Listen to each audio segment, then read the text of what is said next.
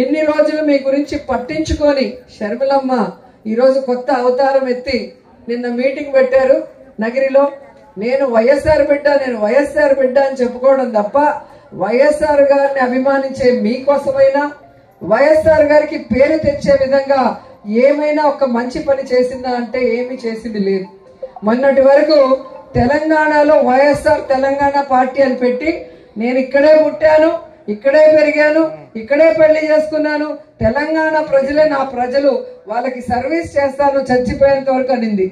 ఇప్పుడు ఆ పార్టీని గాలికి వదిలేసి ఏ రాజశేఖర్ రెడ్డి గారిని కుటుంబాన్ని విచ్ఛిన్నం చేసిందో కాంగ్రెస్, ఏ రాష్ట్రాన్ని కాంగ్రెస్ విచ్ఛిన్నం చేసిందో, ఏ కాంగ్రెస్ అయితే రాజశేఖర్ రెడ్డి గారు చనిపోయాక ఆయన పేరుని ఎఫ్ఐఆర్ లో పెట్టిందో, ఏ కాంగ్రెస్ అయితే ప్రత్యేక హోదా లేకుండా ఈరోజు ఆంధ్రప్రదేశ్ ని సర్వనాశనం చేసే విధంగా విభజన చేసిందో అలాంటి కాంగ్రెస్ లోకి జాయిన్ అయ్యి ఈరోజు జగనన్న మీద మన మీద విషం చెమ్మటం మీ అందరూ కూడా గమనించాలి. ఎందుకంటే నిజమైన రాజన్న బిడ్డ జగనన్న మాత్రమే.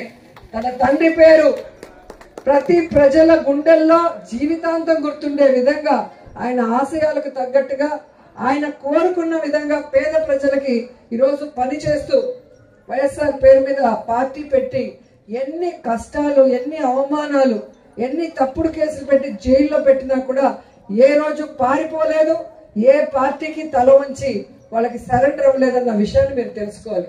కానీ షర్మిల గారు ఈరోజు కాంగ్రెస్ లో చేరి వైఎస్ఆర్ ఆత్మని క్షోభించే విధంగా చేసింది.